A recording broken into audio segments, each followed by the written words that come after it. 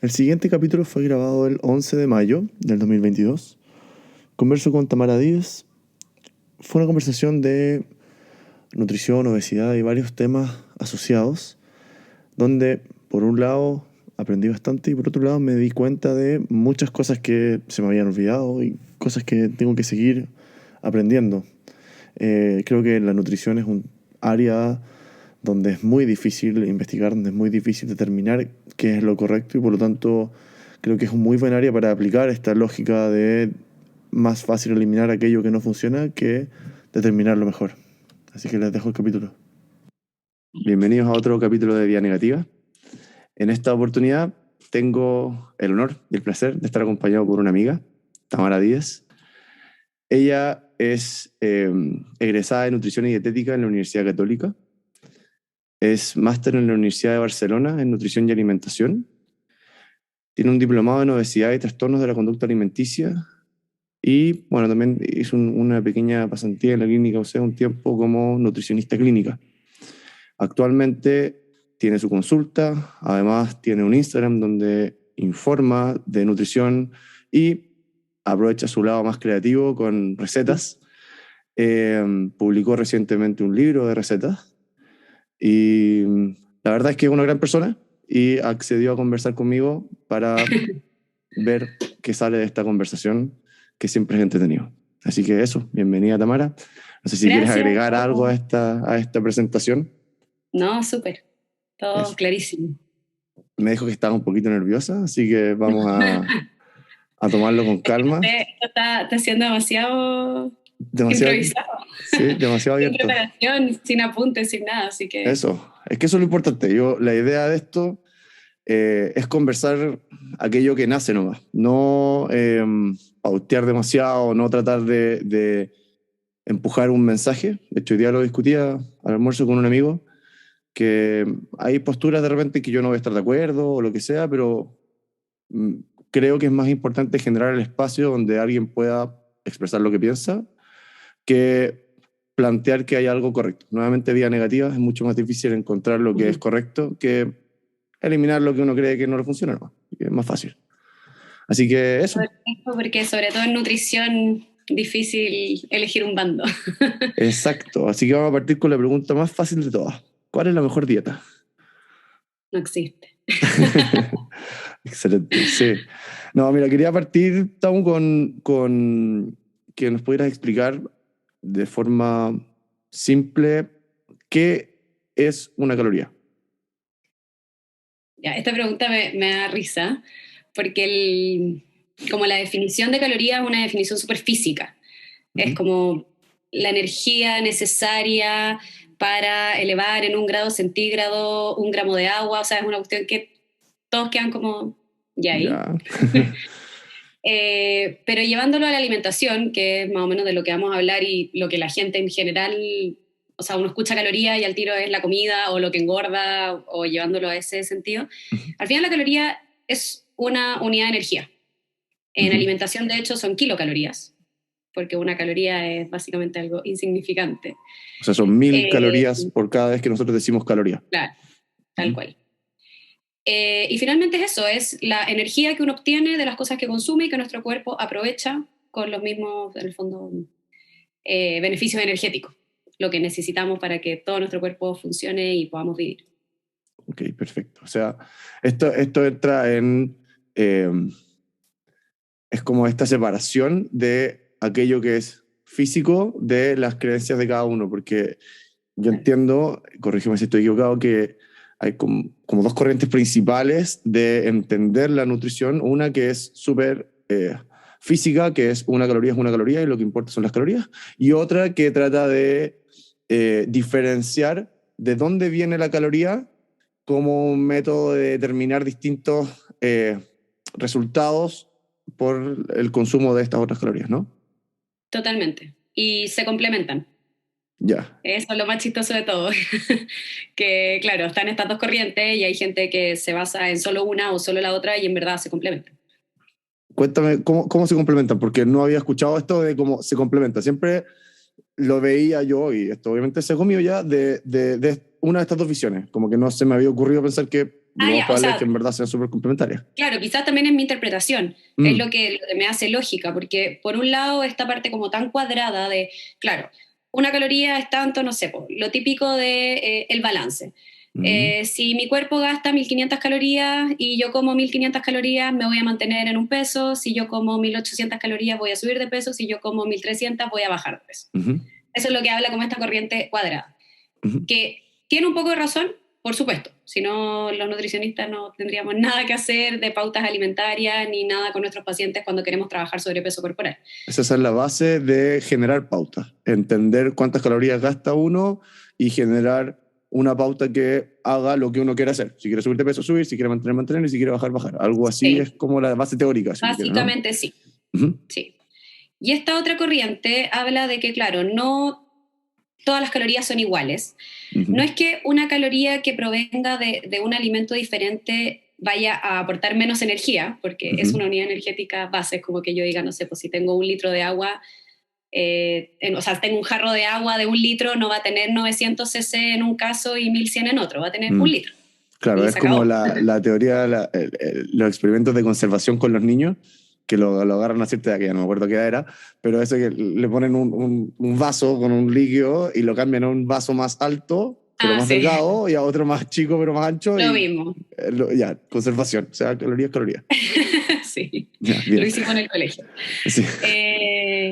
Ya, pues, y no es que cambie la energía que va a aportar el alimento, pero sí el impacto que va a tener a nivel de salud o en nuestro organismo, ¿ya? Y esto va a depender, por darte ejemplos, las calorías que provienen de alimentos vegetales o alimentos en su origen natural, si provienen de ultraprocesados. Yo creo que hoy en día eso es lo que más uno se enfoca. Una alimentación más natural versus ultraprocesado, y estas calorías que vienen de alimentos ultraprocesados tienen otro impacto, no tanto de el subir o bajar de peso, sino de que van a activar otras vías metabólicas o cosas que nos van a llevar en el fondo a tener una peor salud, por decirlo así. O a tener un mayor riesgo de distintas patologías a futuro. Justo ese era uno de los temas que yo quería preguntarte. ¿Cómo se define un alimento ultraprocesado? O ni siquiera ultraprocesado, quizá podemos partir por primero procesado. ¿Qué significa un alimento procesado? Y después nos vamos al otro. Una vez hice un taller de esto, ya no me acuerdo las definiciones así como exactas, las podemos después dejar escritas, lo que sea. Pero son 3 o 4 categorías, más o menos. Primero están los alimentos naturales, así como, no sé, la lechuga. En su estado puro. Claro, en el fondo no ha pasado por ningún proceso de ningún tipo antes de que uno se lo coma. Más allá del proceso natural de la planta de crecer. Claro. No, aquí es como intervención humana, básicamente. Ok. Después tenemos los alimentos mínimamente procesados, que son aquellos, por ejemplo, las legumbres que vienen en cajitas listas, en agua. Entonces, es una legumbre que en vez de vendértela en seco como se cosecha, la cocieron en agua, la pusieron en un Tetra Pak, que es un envase que permite conservar alimentos sin necesidad de añadirle cosas, como otras conservas, como hay que añadirles azúcar, sal, etc. Y te lo venden en cajita. Entonces, es un alimento de muy buena calidad, pero está mínimamente procesado igual. Algo hicimos con ese alimento antes de llevarlo a la mesa. ¿Hay una diferencia entre esa legumbre procesada en un paquete y aquella legumbre que igual tiene que ser procesada, básicamente cocinada, para el consumo humano? ¿Hay alguna diferencia entre cocinarla en la casa? Así como si yo la cocino en la casa o compro esa. No mucho. Ahora, hoy en día tenemos legumbres que vienen así como yo te dije, así completamente agua y legumbre. Y las cajitas más antiguas le agregaban sal. Pero eso sería, o sea, igual nosotros cuando los cocinamos les vamos a agregar sal, entonces realmente no es mucha diferencia. Es algo que por lo menos yo ocupo muchísimo con mis pacientes. Hoy en día vivimos en un mundo que nadie tiene tiempo para nada. A los que no les gusta mucho cocinar, menos tiempo para la cocina, entonces son muy buenas opciones para tener en la despensa. Ya. Después tenemos los alimentos procesados, que son aquellos que tienen un mayor procesamiento, pero que no se les añaden así como sustancia. Productos como industriales. Eso es como la diferencia más grande. Un alimento ultraprocesado es ese que nosotros leemos los ingredientes y no los conocemos, no los podemos comprar en un supermercado. Hay algunos que ni siquiera sabemos pronunciar bien, o de dónde salió, o qué es. Esa es como la forma muy fácil de discriminar un ultraprocesado. Entonces tenemos alimentos procesados que, no sé, pues, por ejemplo, pueden ser unas barritas de cereal, Ujú. que tengan varias cosas, tengan, no sé, 10 ingredientes, tengan almendras, tengan dátiles, tengan, no sé, chips de chocolate, pero finalmente todo lo que hay en sus ingredientes nosotros lo conocemos y es un proceso que quizás podemos imitar en la casa. Ok. Y después vienen los ultraprocesados, que son estas cuestiones que no tenemos idea básicamente que estamos comiendo, que usan sustitutos de azúcar, que en muchos casos son peores que el azúcar, como es el jarabe de maíz alto en fructosa, Ujú. y así miles de cosas. Ok, Aditivos, colorantes, saborizantes, etcétera. o sea, todos esos ingredientes que si uno los lee, que en la mayoría no nos vamos a la lata de leerlo, pero si uno los leyese, eh, desconocemos, nunca lo hemos visto como producto completo. Claro, no, Podría ser difícil, como una heurística fácil para orientarnos en esto, ¿no? totalmente. Ya, perfecto. Tocaste un tema al tiro, así que me voy a agarrar del jarabe de maíz alto en fructosa. Tú dices que es peor que la alternativa, llámese azúcar o quizá algún otro endulzante, no sé. Eh, ¿Qué diferencia uno del otro? Primero que nada, ¿qué caracteriza quizá este jarabe de maíz alto en fructosa? Es, como dice su nombre, es como un Ujú, sirup que se obtiene del maíz y que tiene ujú, altas cantidades de fructosa. Entonces, básicamente, el azúcar de mesa es sacarosa. Esa ujú, es la composición, es un disacario sacarosa. ujú, O sea, no disacario, es polisacario.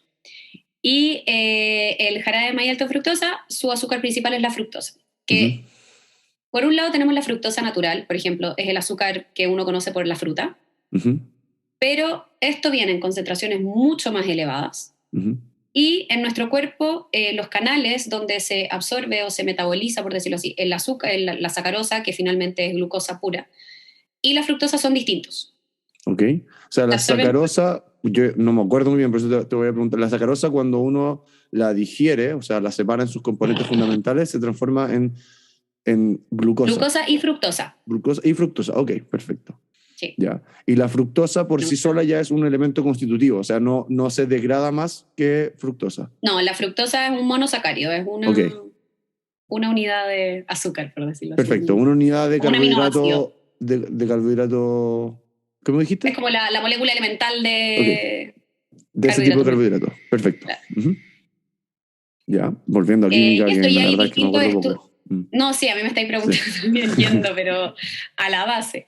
Mm, Eh, y eso, entonces hay cuando empezó todo esto como de la industrialización de los alimentos ultraprocesados, se empezó a ver que empezó a caer, por decirlo, o sea, se empezó a aumentar la prevalencia de enfermedades crónicas en la población. ujú. Entonces, obviamente, una de las aristas que se investigó fue la alimentación. Y ahí empezó a salir todo esto del jarabe de maíz alto en fructosa, y hay hartos estudios, harta evidencia del riesgo de un consumo alto con este producto, Y en relación a mayor riesgo de diabetes, resistencia a la insulina, obesidad, miles. me nacen dos preguntas de esto. Uno, hablaste de una diferenciación en la digestión, quizá, o la absorción de la glucosa versus la fructosa. Eh, yo me acuerdo que teníamos un transportador GLUT en el Sí, intestino y teníamos hay otro varios GLUT. que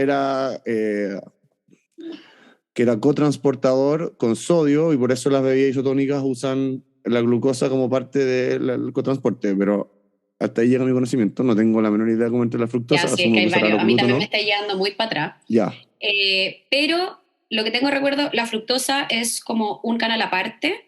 No ujú, me acuerdo si es que pasaba directo o necesitaba un cotransportador. ujú, No sé por qué tengo la idea de que pasaba directo. ok, Y son canales que se saturan. ok, el de la fructosa se satura. Sí, ¿Y el de la más glucosa fácil. también? No tengo ese No, recuerdo ok, ahora. ya, ok, ujú. Muy técnico, lo siento, ¿ya? Sí. Bueno, ahí es que no sé si es saturación la palabra, pero por ejemplo, ahí sí podemos hablar del tema de la resistencia a la insulina. La insulina también es necesaria para que la glucosa entre a la célula Ujú. y si tenemos una resistencia a la insulina, no entra. Claro, o sea, disminuye la Claro, expresión de los canales por donde pasa. Para explicarlo claro. de forma súper simple, lo que pasa es que, como yo lo entiendo, así que tú tratas de corregirme si es que me equivoco, cuando el bolo digestivo, que viene con todos estos elementos constitutivos, pasa por el intestino, Hay canales que son pasivos, que son estos canales GLUT, que están expresados en las células del intestino, donde la glucosa en el fondo pasa como una puerta abierta. Es como si yo paso agua por una cañería y le hago hoyitos a la cañería, los GLUT van a entrar por los hoyitos de la cañería, lo que no significa que el agua no sigue pasando, depende del tamaño del hoyo, obviamente. Y hay algunos donde para pasar, que son estos cotransportadores, tiene que entrar asociado a una molécula de sodio, como que el sodio no cabe por sí sola, digamos, tienen que entrar juntas, ¿sí? Y eso es lo que Es como un cuando se Lego. habla de un cotransportador, ¿sí? Claro. Algo así, ya. Entonces, eh, la fructosa entra por otro canal que la glucosa. Sí. Ok, perfecto. No me acuerdo cuál era específico Ujú. no sé si era otro GLUT, no sé por qué Ajá, me suena el GLUT 5, pero ok. no me acuerdo si era un GLUT u otro, pero pasa diferenciada y tengo el recuerdo de que se saturaba mucho más fácil. Cuando tú Entonces, hablas es de que ahí también un problema del alto consumo de fructosa. cuando hablas que se sature, te refieres a que no logra entrar más fructosa por ese canal. Claro. Ok. Y eso, pensándolo lógicamente, a mí me da la impresión contraria de que esto fuera un problema. ¿Por qué? Porque, o sea, me da la impresión de que en términos de limitar la cantidad de calorías que entrase, si es que este canal es saturable, va a limitar en mayor medida la cantidad de fructosa que va a ingresar al organismo, por lo tanto debería limitar la cantidad de calorías y probablemente generarte Sí, una diarrea, pero hace sentido. Bueno, hay gente con síndrome de intestino irritable sensible a la fructosa, por lo mismo. ya, ok, ok. Pero el problema que va como atribuido a las cosas de salud, según yo, es como esta alta concentración que queda ahí. Ajá, que ingresa ¿Sí? rápidamente a la célula inicialmente. Sí. Y Igual esto, entonces, sé que ahora me entró esto ya, es bioquímica. sí, pues Pero esto es sí, me súper dieron ganas de bioquímico. revisarlo porque es la base de entender todo lo macro después, po. Claro, claro. Sí, está bueno. O sea, yo también me voy a quedar dando vuelta con el tema, lo voy a revisar sí o sí, porque ya caché que tengo mucho espacio ahí Ay, de no, es que acá es una comprensión cosa. vacío. Pero lo podemos dejar para otro momento, si después podemos retomar en algún otro momento futuro y Sí, de conversamos de todas nuevo maneras. esto. Bueno, entonces, ingresa la fructosa y la glucosa. eh, y esto, como yo me acuerdo, entraban a esto que se llama kilo, que es no, mentira, esta es la grasa entra en el kilo. Entra a la eh, arteria hepática, la vena porta, que va hacia el hígado y funciona, es como la vena que funciona como arteria, digamos, porque trae hacia otro órgano la, aquellos productos de la digestión. Estoy tratando de recordar fisiología y la Sí. verdad es que estamos más o menos. Pero No, bueno, sí, está bueno sí. para repasarlo. Entonces, Hace mucho la ahí. diferencia, yo alguna vez escuché, digamos, con el tema de la fructosa, es que la fructosa cuando ingresa al hígado pareciera procesarse de una forma distinta que la glucosa. Puede que esté más Sí, o menos en el campo de lo ordenado. sí, sí, porque de hecho, o sea, también el jarabe de maíz alto fructosa también se asocia a mayor riesgo de hígado graso, o sea, alto consumo, así que sí o sí tiene que tener algo que ver ahí en temas de inflamación hepática en exceso. Ok, ok. Entonces hay una diferencia en el procesamiento de esto. Ya.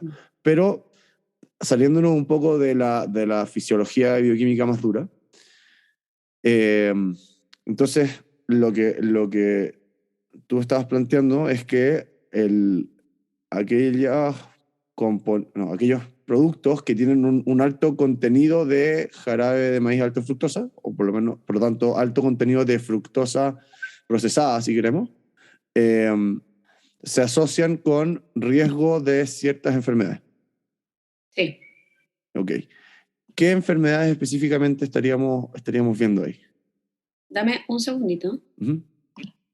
estoy, me suena como el WhatsApp web, me tiene Ah, sí, sí, desesperada, ciérralo, no hay problema. pero no lo encuentro. Puede estar que como aplicación abajo, quizá. Mm, Sí, lo escucho. Le voy a poner pausa por mientras para que podáis terminar eso. Listo.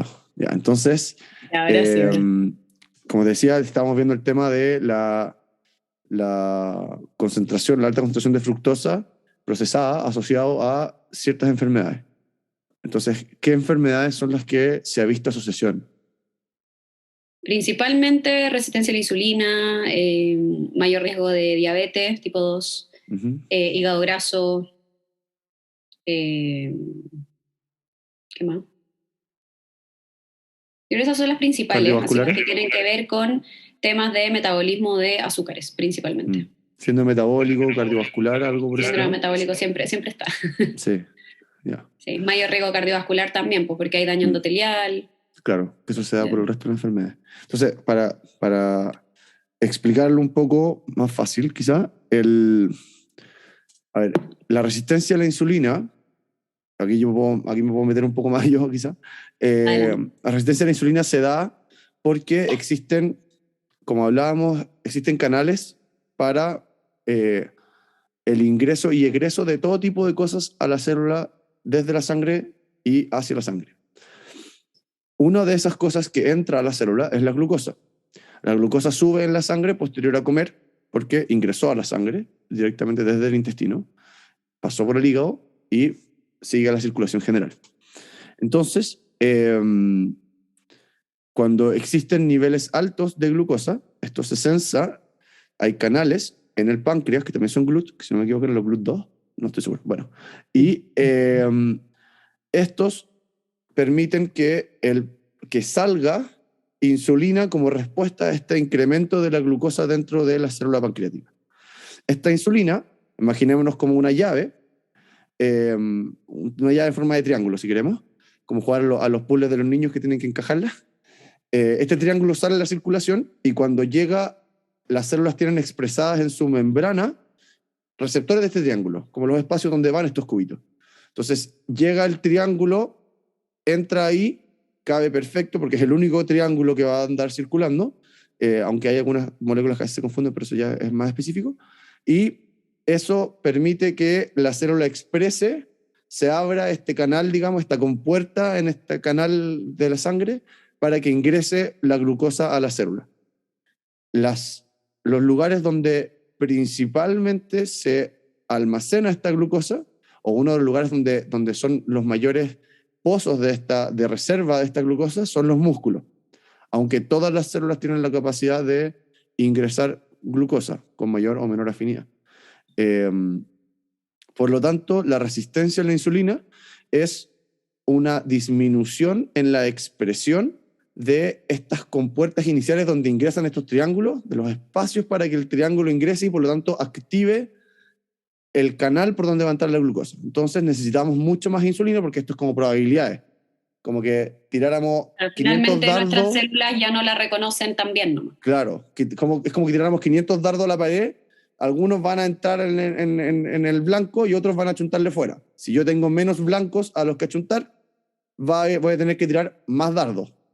Y por lo tanto, para tener el mismo efecto. Y por lo tanto, la resistencia a la insulina es eso, es una resistencia a la insulina dando vuelta para que Claro, a ingrese la a la acción de la célula. insulina, Exacto, ya. tal cual. Entonces, eh, el jarabe de maíz alto en fructosa eleva los niveles de fructosa en la sangre y esto estaría generando, por algún mecanismo, que tuviéramos mayor eh, preponderancia de resistencia a la insulina, porque la insulina además va a mediar también el ingreso de glucosa, pero además de la fructosa, de aminoácidos y de un millón de otros componentes que andan Claro, dando vuelta. ¿Sí? sí. Bien, ya, ok. Estoy en el campo de lo que más o menos ya voy entendiendo. ¿Cómo, cómo se estudió esto? ¿Cómo se determinó esta relación? En humanos, Ujú. O en generalmente animales todo también lo que sirve. es nutricional en humanos son estudios observacionales, la gran mayoría. Ya, ok. Eh, es como poco ético las intervenciones así como probemos con este grupo, o sea, si tenemos una hipótesis de que algo les va a hacer mal, Mm, generalmente está este problema ético que no se puede como experimentar en humanos si tenéis una hipótesis de algo que los puede dañar. mm, Entonces la mayoría de los estudios nutricionales de este tema son observacionales mm, completamente. mm. Claro, lo que podría ser ético es restringir aquello que creemos que puede hacer mal en el grupo Totalmente. experimental. Bueno, Sí. pero no podemos plantearle comer X claro. cosa que podría hacerle peor. O Sí. es más difícil, digamos, además que nadie se va a querer prestar tampoco para eso, o muy Tampoco. poca gente. Sí, no, por eso ahí es como observacional y si no, bueno, están como ya los estudios en ratones infinitos Ajá. y se va complementando con qué es lo que uno ve observacional en la población humana. Mm, mm. Ese O también sea, es uno de los grandes como problemas, que obviamente no se puede hacer mucho al respecto, pero uno de los grandes problemas de la evidencia en nutrición. mm. Sí, No se yo puede experimentar mucho. lo que yo he ido sacando como conclusión de toda la experimentación en nutrición es que básicamente es imposible aislar factores. Aparte, Imposible. Que es muy es el gran difícil. problema de esto que siempre está como la crítica de que un día me dicen que coma huevos, después que no coma huevos, después que coma 3 huevos, y después que no coma azúcar, después que coma azúcar, que la grasa, que lo sé qué.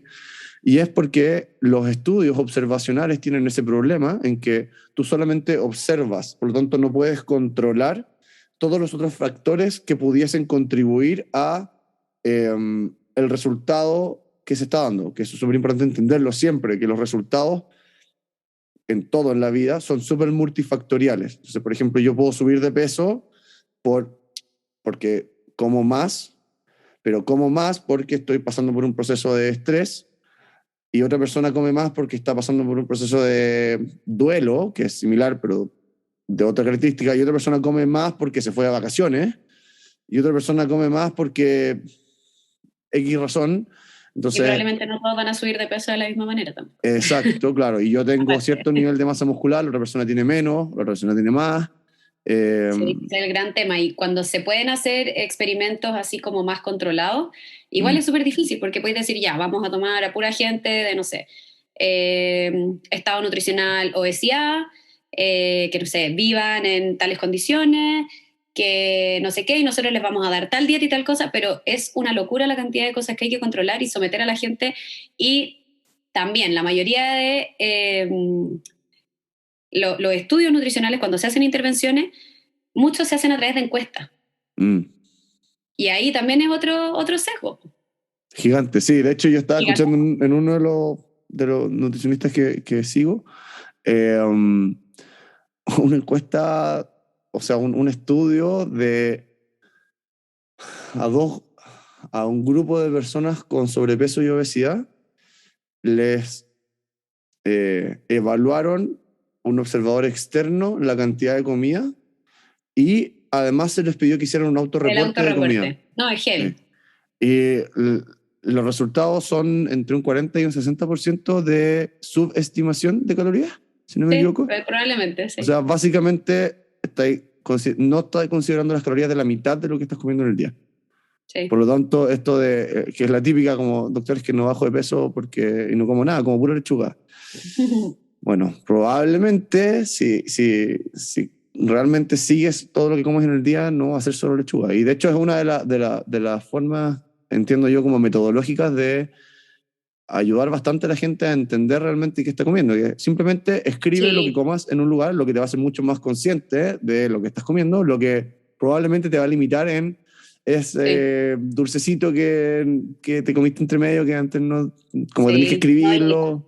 no, Mm, y hay muchos factores. O sea, por ejemplo, cuando, no sé, yo recién partí atendiendo, claro, era como que yo no entendía, como...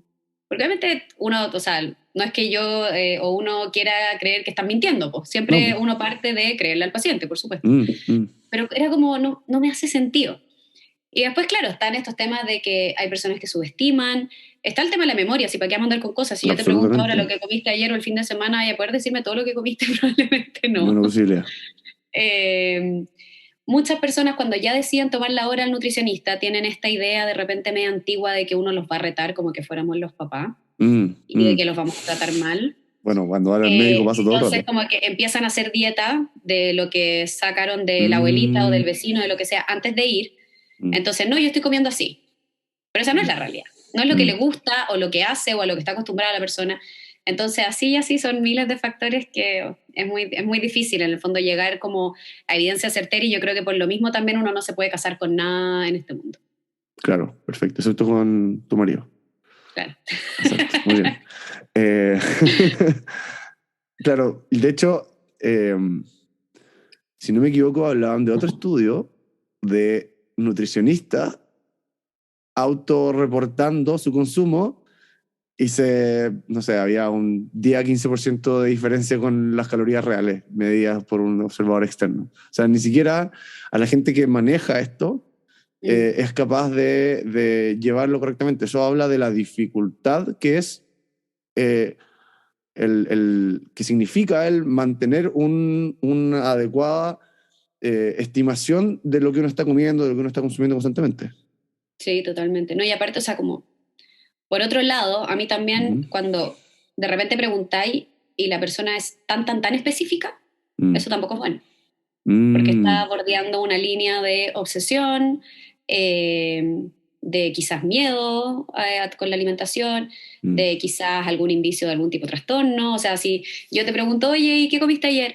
No, me comí 40 gramos de arroz cocido en agua con 5 ml de aceite y 150 gramos de pechuga de pollo sopraval, ¿cachai? Como que Mm. también habla Mm. de... Ahora, obviamente hay, no sé, un deportista de alto rendimiento donde tenemos otros factores asociados y otros objetivos, por supuesto que puede estar en periodos así estrictos. Mm. Pero cuando llega como una persona común y corriente que no sé, o quiere bajar de peso, o uno ve que tiene temas con su autoestima, con su físico, con todo, y está tan así con la alimentación, normalmente hay algunos temas obsesivos y de miedo asociados a la alimentación. Mm. Entonces están Mira, también no. como estas dos aristas, como que está bien Mm. ser un poco relajado y no saber al 100% todo lo que estáis comiendo, porque si no, qué locura, o sea, eso no es vida. Mm. Pero también está a nivel poblacional y llevándolo a que tenemos mucha pega que hacer nutricional a nivel mundial. Mm. Claramente la gente subestima y si no, no tendríamos los números de sobrepeso y obesidad acá en Chile y en muchos otros países. Claro. No se me había ocurrido el que efectivamente está al otro lado, por supuesto. Sí, Sí. como que 1 más 1, sí, sí, es notable. Porque claro, este es un problema son los problemas de primer mundo, si uno dice, digamos, Sí. que tenemos tanta abundancia que nuestro cerebro no evolucionó para manejar esta abundancia. No tenemos No, idea qué hacer con esta abundancia. erradicamos la desnutrición a una Mm. velocidad, pero impactante. Sí, por ridículo. O sea, en términos evolutivos lo erradicamos en un segundo. Y ninguna capacidad biológica, ninguna capacidad de adaptación biológica se da en esos tiempos. Claro. Y esto me lleva a una idea que he conversado antes en el podcast, que es esta eh, propuesta que la cultura funciona como un método de adaptación epigenético mucho más rápido que la genética. Por ejemplo, si es que Ah, yo tengo vivo en una isla X, daba un ejemplo de Madagascar, que hay una fruta, no sé si es una fruta o un tipo de papa, no tengo idea, que en cierto periodo puede llegar a ser letal, pero en cierto periodo es ¿del año? nutricionalmente buena, sí, del año, Ah, comerla. cacho. Entonces, culturalmente ellos manejan cuándo cosechar esta fruta, pero genéticamente eso es imposible determinarlo tan rápido, porque llevamos Claro, muy poco tiempo evolucionando eso. Entonces, la cultura nos permite eh, tomar decisiones correctas en este tipo de cosas y claro. eh, la cultura actualmente no ha logrado evolucionar al nivel de entender qué hacer con este exceso y de hecho no seguimos todavía, aunque uno tiende a ver ahora el péndulo, yo creo, llegando un poco al límite de aceptar que los excesos, lo típico que dicen ahora, los excesos siempre son malos. Sí. Eso es como algo cultural, pero aceptarlo a nivel macro, en que esta tendencia a todo tipo de situación que nos genere dopamina, llámese alimentación, redes sociales, eh, sexo, pornografía, está lleno de situaciones que nos gatillan algo que evolutivamente era escaso y por lo tanto era valorable y que ahora no sabemos qué hacer con eso Claro, culturalmente y ¿qué tenemos hacer con problemas tanto? asociados. Sí, totalmente. Oye, Es y heavy. tú cuando hiciste el diplomado de obesidad y trastorno de la conducta alimenticia, eh, me imagino que deben partir con una definición del trastorno de la conducta alimenticia. Ah, de los trastornos. ¿Sí? Ya, Ujú. sí. Te- Porque, por ejemplo, en medicina, en psiquiatría, uno entiende que todos tenemos espectros de eh, comportamientos Y rasgos, que, claro. que si rasgos de comportamiento, claro, que si es que uno agarra una definición de bipolar, de esquizofrenia, de lo que sea, uno como que identifica un par que es como, oh, yo tengo eso, oh, yo tengo Totalmente. eso. Eso es Sí, muy común. Pero sí. si es que a ti realmente no te genera ningún problema personal ni social, la verdad es que es un poco irrelevante. Son simplemente rasgos de personalidad. Entonces, te pregunto por la definición, porque me imagino que tiene que entrar en un área similar. Sí, de hecho, o sea, esta era como la gran como pelea o discordia que tenían los profes. Bueno, la parte del diplomado de trastorno fue casi completamente con psicólogos Mm, o desde el área de psicología, psiquiatría, ok. ¿ya? Eh, de hecho, es el tratamiento más importante en trastorno de la conducta alimentaria. Los Nutri somos como el apoyo, pero jamás vamos a ser la solución a los trastornos. Mm, Eh, y claro, nadie se casaba con ninguna definición, po. En el fondo, la que se usa son las definiciones del DSM-5, ujú, Manual de Enfermedades Psiquiátricas o Psicológicas. ujú, Eh, pero es exactamente lo que tú decías, o sea, claro, está esta definición propuesta hace no sé cuántos años, que cada cierto tiempo quizás se actualizaron, pero que no es la realidad, o sea, no es que no sea la realidad, es que uno no se puede casar con eso nomás, mm, ¿cachai? mm, Como que una persona tenga anorexia o no, no lo definen estos tres componentes, por inventarte, que dice el mm, DSM-5, ¿cachai? mm, Son muchos otros factores. Entonces, claro, definición como tal, lo mismo que pasa con la obesidad. mm, ¿Cuál es la definición de obesidad? Hay algunos que dicen es una patología que bla, bla, bla, es un estado nutricional, es un exceso de grasa, mm, ¿qué es? mm, Entonces es difícil definirlo porque aparte de que nosotros estamos, tú y yo en el fondo, así como medicina, nutrición, tan acostumbrados a definir las cosas. mm, La diabetes es, la hipertensión es, y acá mm, entramos en ciertas enfermedades que tienen grandes caracteres psicológicos y psiquiátricos, donde se nos escapa de las manos esta definición. mm, No hay una formalidad, hay que ver al ser como en su totalidad mm, y lo que tú decís, ir agarrando un poquito de cada lado hasta lograr un diagnóstico y el mejor tratamiento posible. mm. Pero definición, yo me quedé con eso, no, para mí no existen. Perfecto. Hay características, más Claro, que una definición propiamente tal. claro. Al final uno tiene que, eh, yo creo que pasa lo mismo con los trastornos psiquiátricos. Eh, Yo también soy muy de la idea de que esta definición otorgada por el DSM-5 o por el que uno quiera, porque hay más de un tipo de manual, este es el más usado quizá, eh, caen en el problema de la generalización en cosas que no son generalizables, porque Claro, una ansiedad para mí puede ser de ciertas características y con ciertas situaciones y para ti puede ser relativamente distinta. Entendemos que hay eventos que en general causan cierto grado de disonancia, si uno quiere, de una sensación poco agradable, pero la interpretación de esto como un problema es súper personal. claro. O sea, es muy difícil determinarlo de esa forma y por lo tanto también tomar decisiones con respecto a este tipo de cosas basadas en la evidencia o en el diagnóstico determinado por un grupo de seres humanos en algún lugar que son igual de falibles que cualquiera de nosotros, a pesar de que obviamente tratan de llegar a consenso, eh, se dificulta cuando está el individuo al frente tuyo que no entra en la calificación de cualquiera de estos manuales, de cualquiera de estas enfermedades, Claro.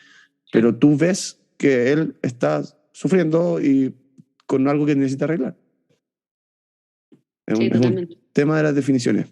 Bueno, pero operacionalmente, entonces, eh, partamos quizá por lo más simple de definir operacionalmente, que nos permite trabajar nomás, que podría ser la obesidad entendida como aquel nivel de índice de masa corporal que se escapa de lo de los parámetros normales.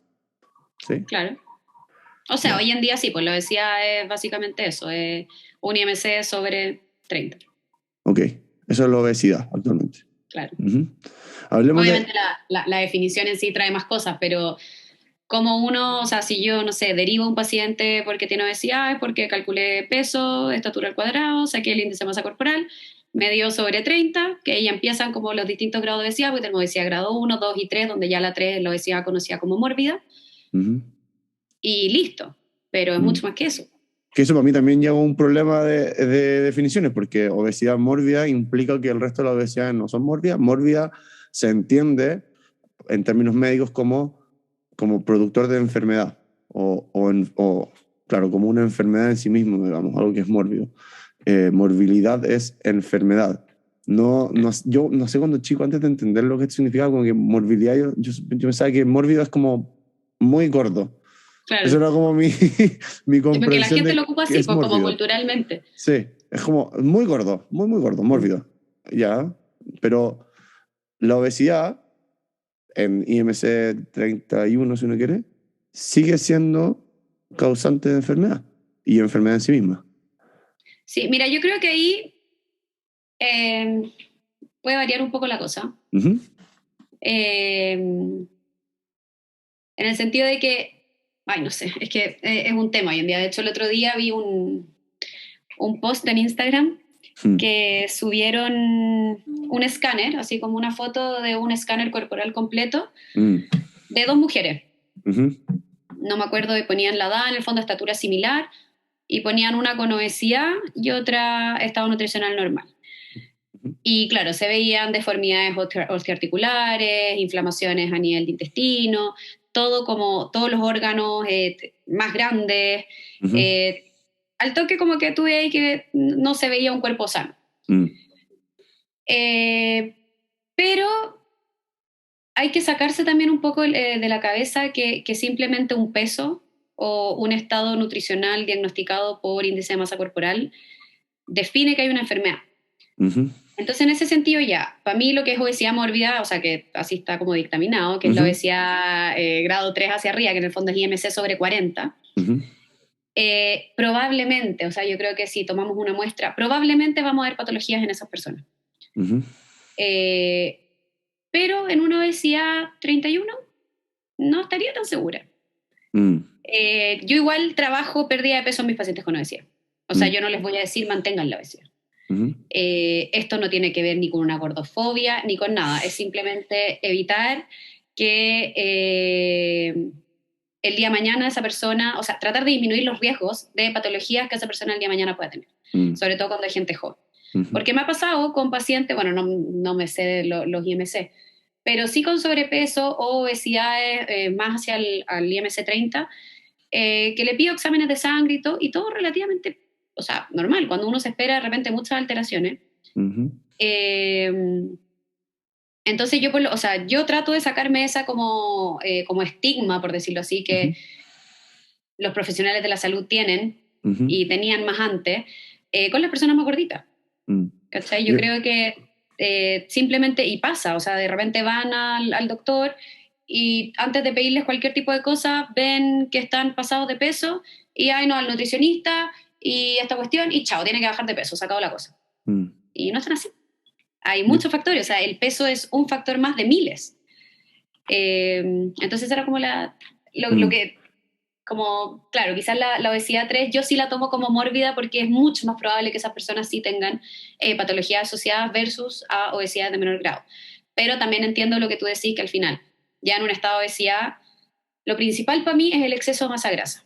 Mm. Entonces, normalmente una persona que ya está en un estado de obesidad, hay un exceso de tejido adiposo, donde probablemente ese tejido adiposo va a ser proinflamatorio, Mm. y si no hay una enfermedad propiamente tal diagnosticable en este minuto, probablemente en unos 2, 5 o 10 años más sí va a estar. Claro. Y ese es el tema.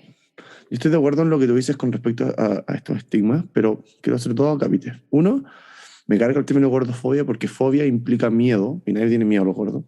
No sé si es que alguien tiene miedo. Me imagino que debe haber algún gordofóbico de verdad en algún lugar del mundo, pero en el fondo Hay miedo no gente, es. O sea, claro, no sé si fobia, pero... Porque hay que tener ojo con la definición de las palabras, porque actualmente las definiciones de las palabras se expanden a la estupidez que a cada uno se le ocurra y empiezan esto de la gordofobia como si uno en verdad tuviera miedo. No, no, no. Hay un tema específico ahí. Y el otro problema es que si bien puede que tú en un momento dado no tengas ningún examen alterado, el examen busca aquello que conocemos. El problema Claro, es que muchas de las cosas que no conocemos no van a ser examinadas. Puede que porque no existen las herramientas o porque existe un espacio en mi conocimiento personal, porque yo no me sé todos los exámenes que hay metabólicos, bajo ningún concepto, por lo tanto se me van a pasar cosas necesariamente.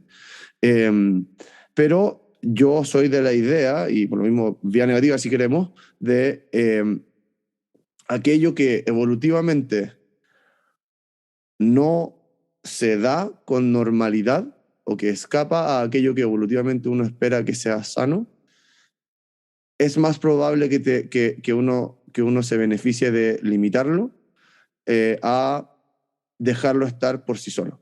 ¿Sí? Entonces, esto no tiene nada que ver con lo que tú decías efectivamente, que yo también hacía en cierta medida de juzgar a la persona que llega con obesidad a la consulta, que es muy distinto a explicarle que la situación que tiene actualmente, como yo lo veo, la obesidad, yo la entiendo como un síntoma y una enfermedad.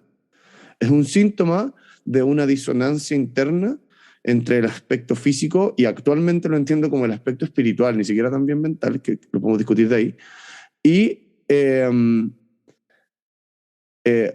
un, una, un causante además de enfermedad, es una enfermedad en sí mismo en el fondo. O sea, es un síntoma de esta disonancia que además va a generar una enfermedad en sí mismo que se va a ver expresado en síndrome metabólico, resistencia a la insulina o cualquiera de esta mezcla de factores.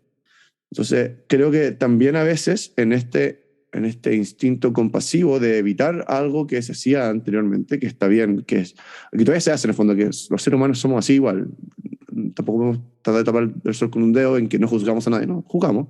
Pero lo importante es, ese juicio se traduce en una actitud paternalista con el paciente o se traduce en una actitud de responsabilidad de cada uno y de intento de ayuda.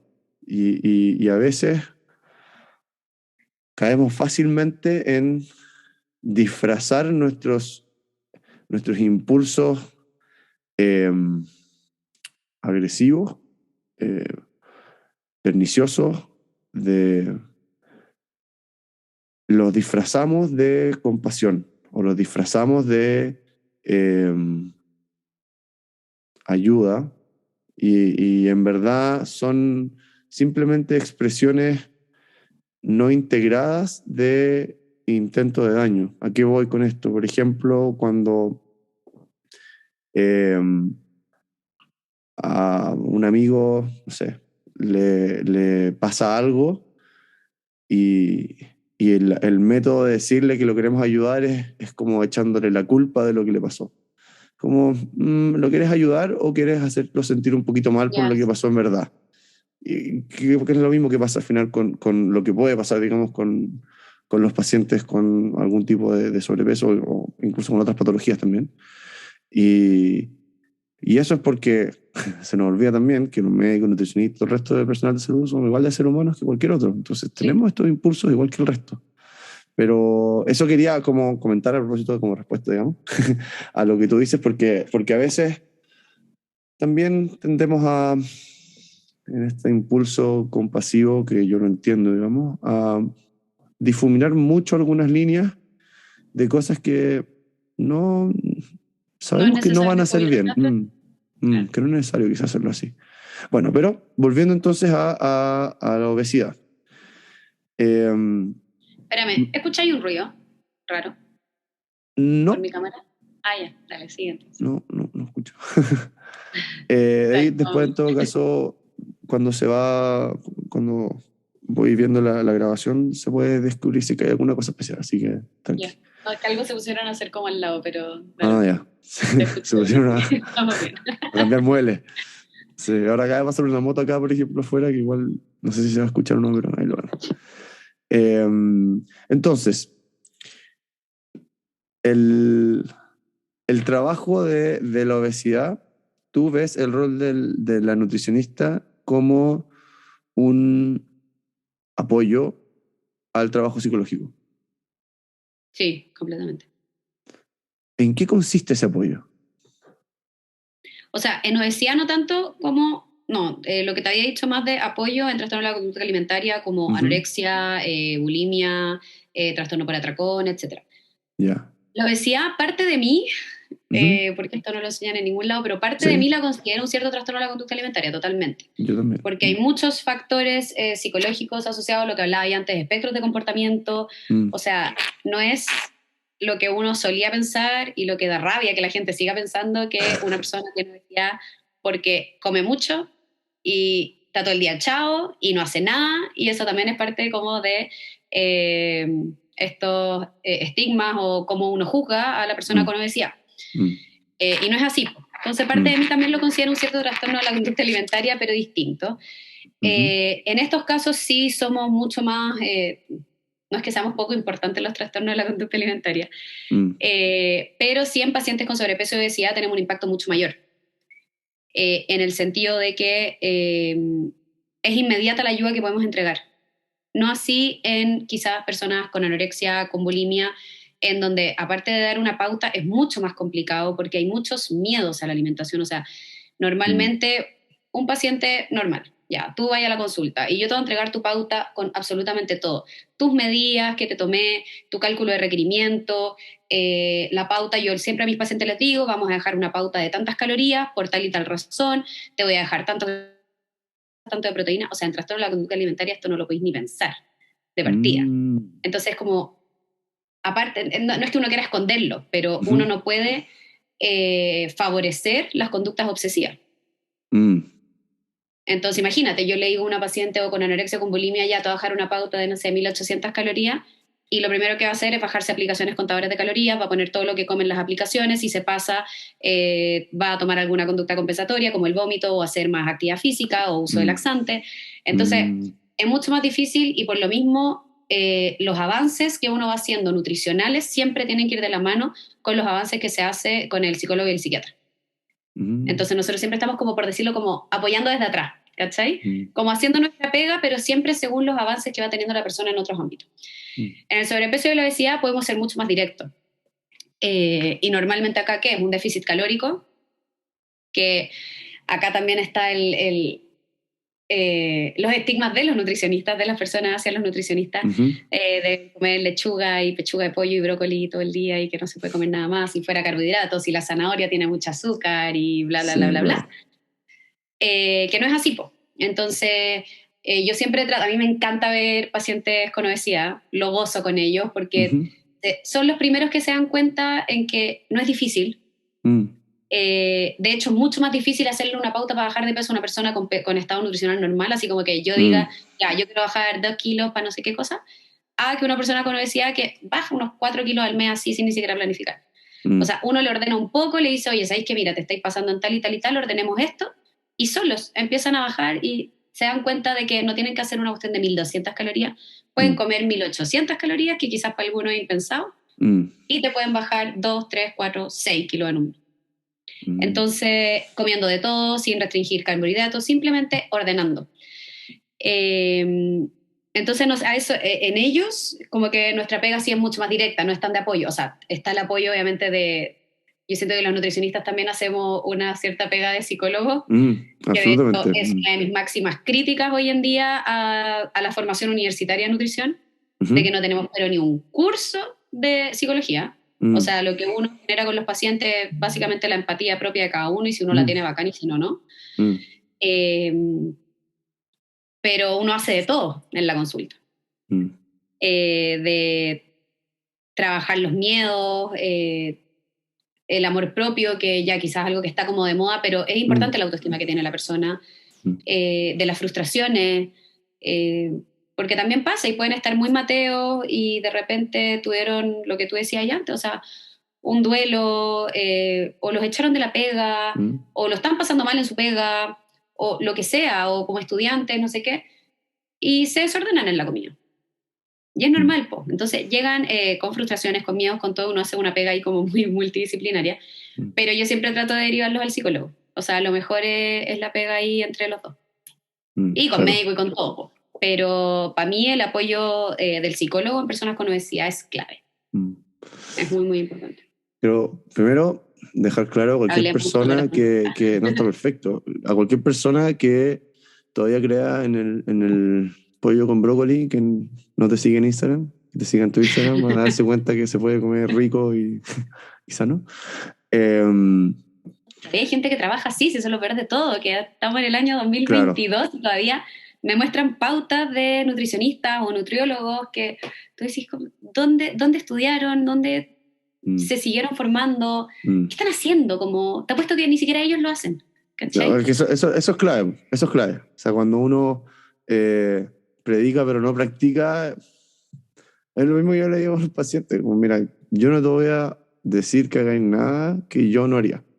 Claro. Y como, yo no te puedo hablar de que la obesidad hace mal si es que yo, ¿cachai? O yo no te puedo decir que fumar hace mal si es que fumo. Como que, o sea, te puedo decir lo que quiera, digamos, pero ¿dónde está la Es lo que me exigencia pasa a detrás, mí porque ¿cachai? a mí Mm, siempre me preguntan por el copete.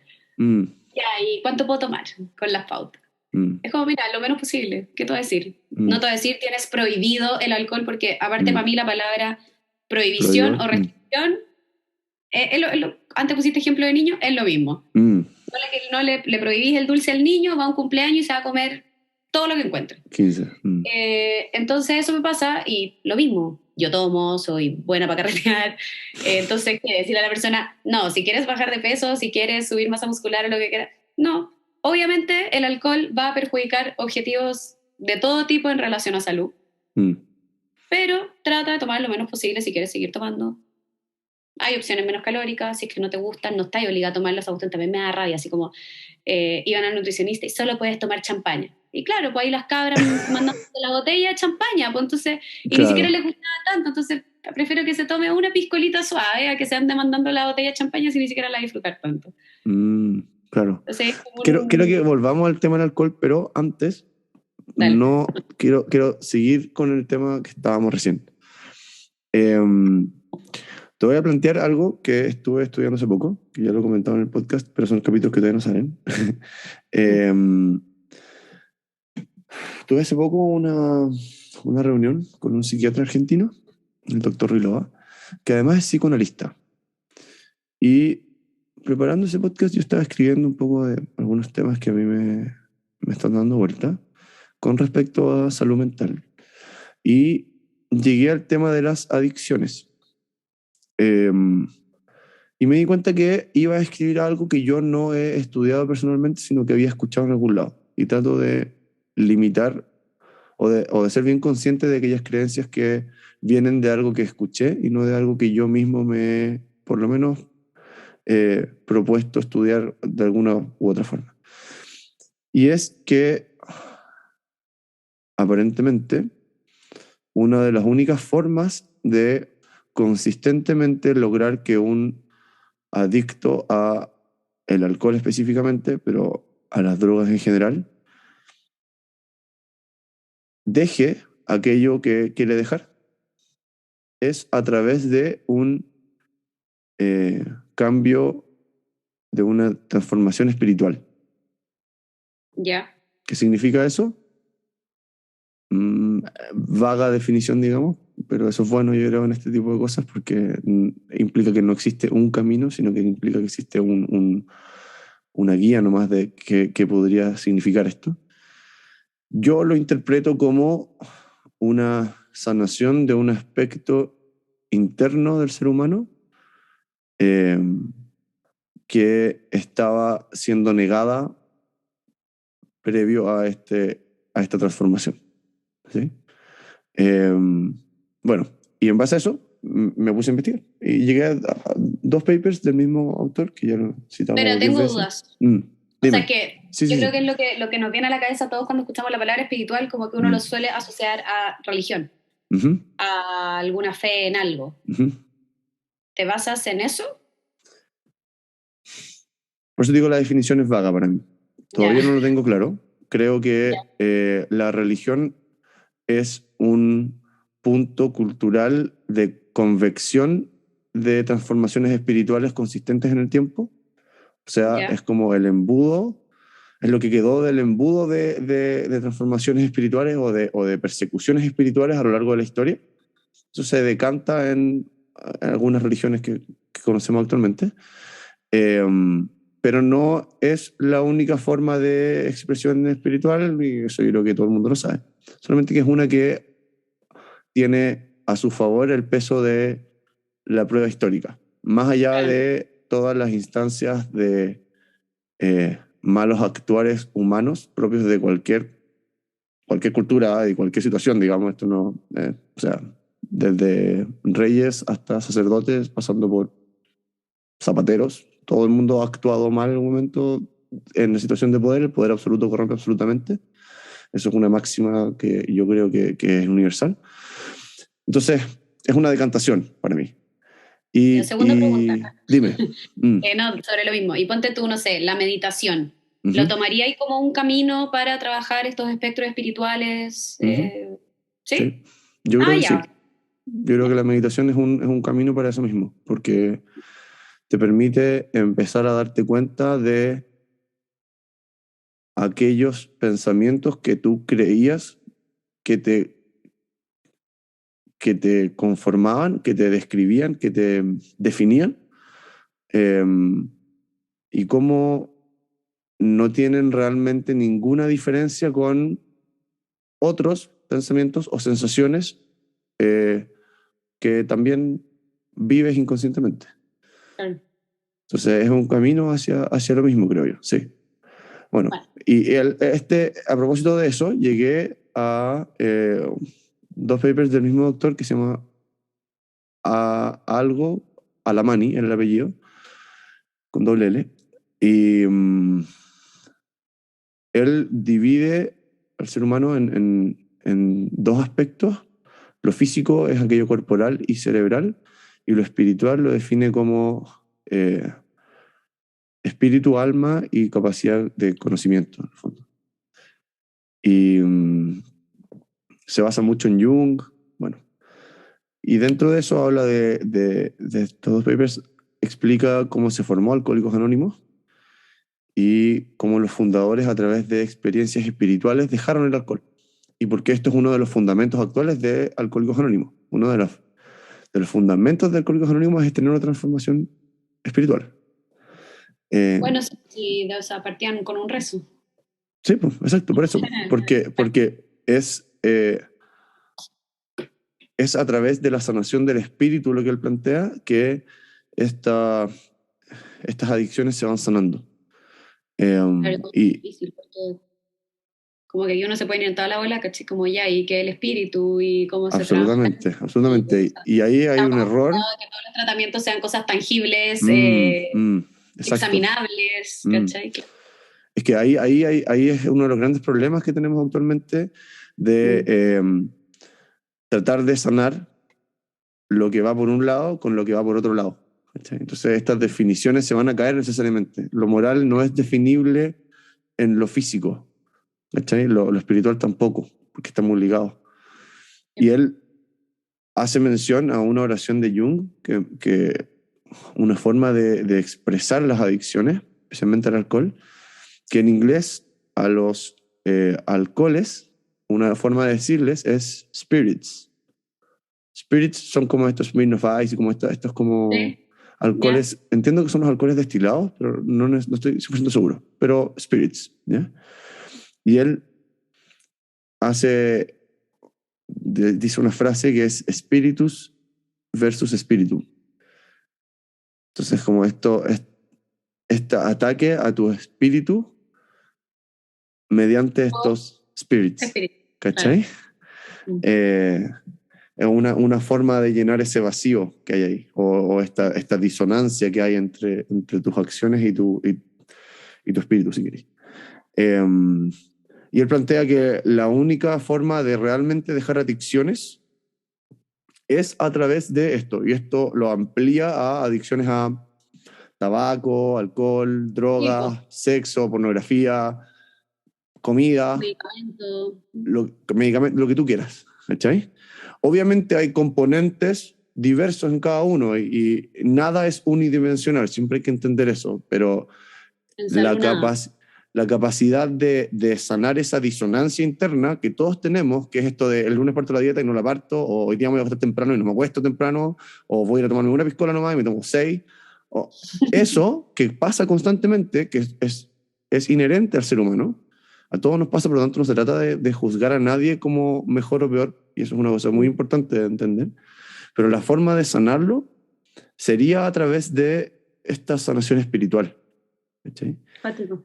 Y eso, para mí, ha sido una forma de entender que me cuadra mucho, porque yo te he dicho en otros momentos, digamos, lo hemos mencionado alguna vez, lo hemos comentado, que yo encuentro que la forma que se trata de abarcar esto, todas las adicciones, incluyendo la obesidad como adicción a la comida, eh, es con esta falacia de la educación que yo le digo, que es decir que si es que hay más educación al respecto de esto, esto se va a sanar.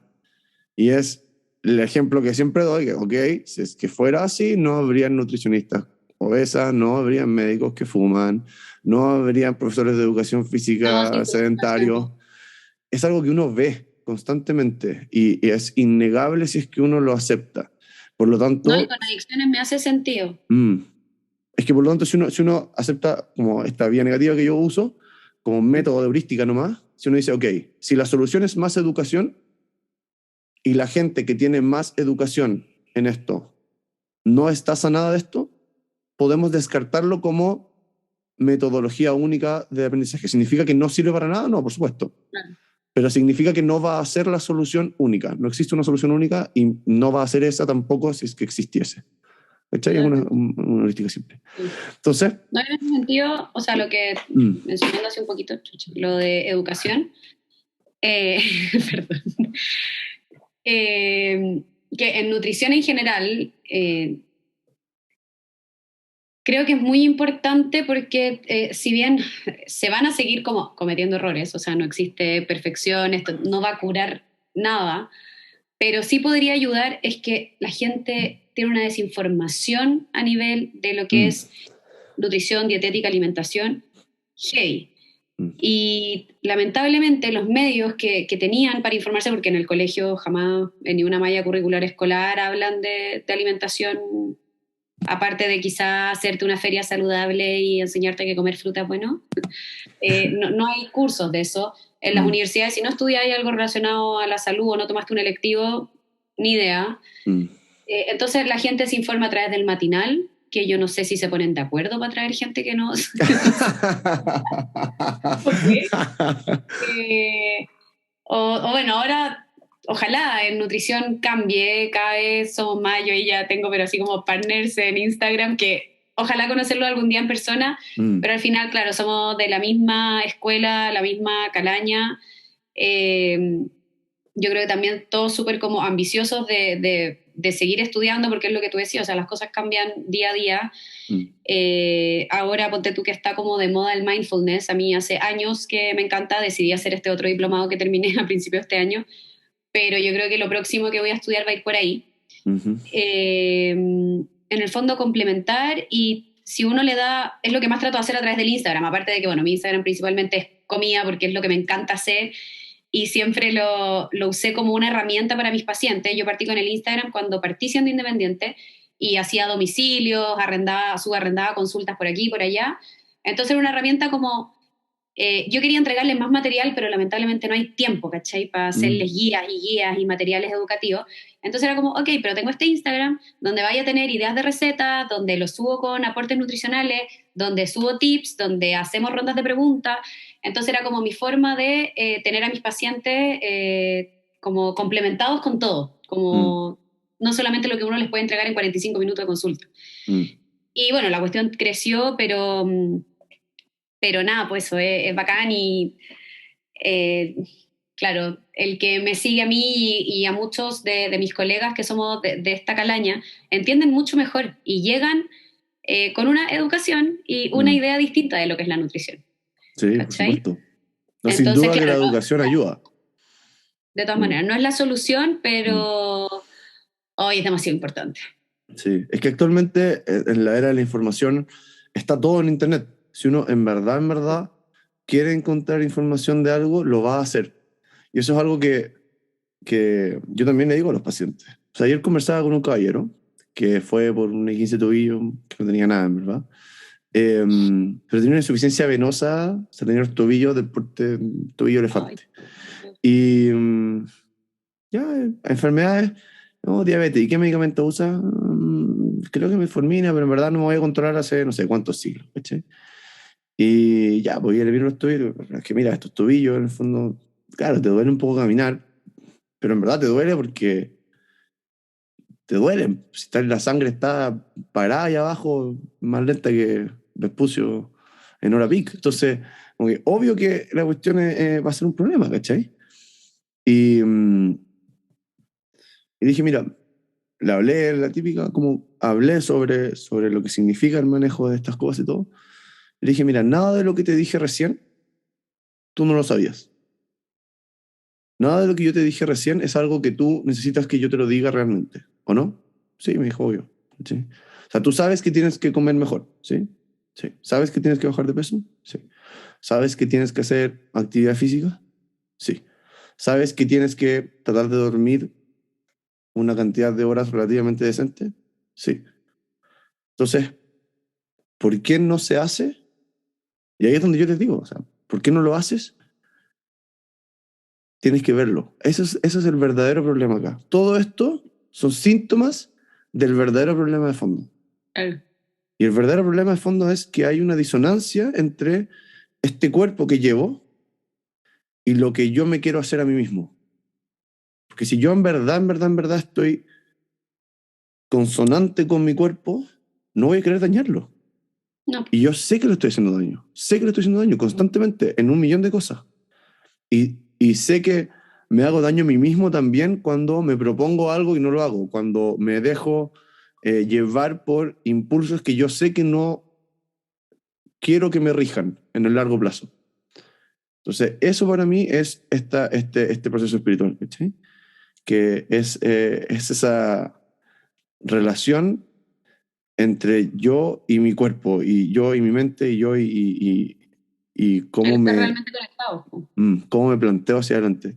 Las razones de por qué esto se está dando tanto actualmente, bueno, ahí ya es otra onda, pero, pero me gusta mucho el tema de cómo tú planteaste esto, porque tú tienes que ser de psicóloga, ¿cachai? Y yo hago lo mismo ahora ya. Como en la consulta veo pacientes de nada que ver Sí. y termino haciendo un poco de esto también, ¿cachai? Y creo que muchos pacientes lo agradecen. Obviamente uno no tiene que andar predicando como evangélico en la No, esquina con megáfono. Creo que a nadie le agrada esa cuestión. no, aparte Y que bueno, no es como la especialidad de uno, o sea, sí, no, y más allá de la especialidad, que eso también para mí como que no significa mucho, como que hay una especialidad en algo, no. Hay psiquiatras buenos y malos, hay psicólogos buenos y malos, y hay no, médicos buenos y totalmente. malos, hay nutricionistas buenos y No malos, digo y que todo. es que, o sea, uno hace lo que como que está en nuestro poder, ¿no? O sea, como Sí. lo que a Es- nosotros nos causa sensatez, mm, como consejería, no sé, como, sí. bueno, Pero al dale. final va de lo mismo, po, porque si Sí, a nadie no hay nada más desagradable que un consejo no solicitado. mm, Es un desagrado, esa cuestión, ¿cachai? Y sí. yo lo sé porque yo lo hacía harto antes y encuentro lo más desagradable que hay. Bueno, nadie es perfecto. No, eso lo escucho Todos diariamente en la somos consulta, imagínate, súper pues, o sea, falibles, sí. Entonces, consejos no deseados, te sí, vaya a comer eso, te sí, vaya a comer eso, chato. y te vaya a poner eso, ¿Te vas a comer y dos pedazos de torta? en fin, sí. Me voy a comer 10, de hecho, ahora que me dijiste. Y de hecho, eso es lo típico que pasa. Onda, Claro, yo, tipo, quizás un aspecto de personalidad mío, pero cuando me dicen algo así, yo tiendo a hacer como, "No, ahora voy a hacerlo mucho más, solo porque me lo dijiste." Porque bueno, caché soy... que yo siento que las dos respuestas como clásicas que hay a ese tipo de cosas es la tuya, Mm, así como, ya, y queréis ver, lo voy a hacer más. sí, claro, Y por otro lado está la persona que le llega ese comentario en ese minuto, por el ejemplo de la torta. Por ejemplo, ¿te vas a comer dos pedazos de torta? No, ya tenéis razón, daga, no aguanta y llega a la casa, agarra la despensa y se come tres barras de chocolate. claro. Sí, entonces, esa, esa, esa humildad, digamos, de saber que nuestra pega tiene también mucho que ver con esto otro, igual es entretenida. Sí, Y, Y claramente está en cada uno, y yo creo que va mucho con esta consonancia espiritual, en entender cuándo también decirlo, cuándo lo estoy diciendo porque creo que el paciente en verdad se puede beneficiar de esto, y cuándo lo estoy diciendo por lo que hablaba antes, como por este deseo Totalmente. de hacerlo sentir un poquito mal, porque así yo me siento un poco mejor, y como que es como esta agresividad pasiva-agresiva disimulada en consejo, ¿cachai? Sí, no, totalmente. Es muy interesante ese tema. Ya, ahora que nos dimos una vuelta por filosofía, que yo soy medio rayado y no sé por qué te metí en esto, pero lo siento. Eh, Nada, no está. Se pasó volando, no sé ni cuánto llevamos. llevamos como 1 hora y cuarto, más o menos. Eh, um, Es que tenemos para rato ahora, con nutrición. A ver, sí, bueno, porque dale. nutrición es infinito. Quiero que volvamos al tema del alcohol.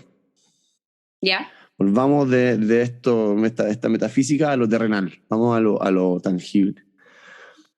Nutricionalmente, ¿qué es lo que el alcohol provoca en el cuerpo? ¿Cómo entendemos el alcohol nutricionalmente? Me ha costado años. ¿Ok? Es difícil porque ¿Dejarlo o también. no? Ah, ya.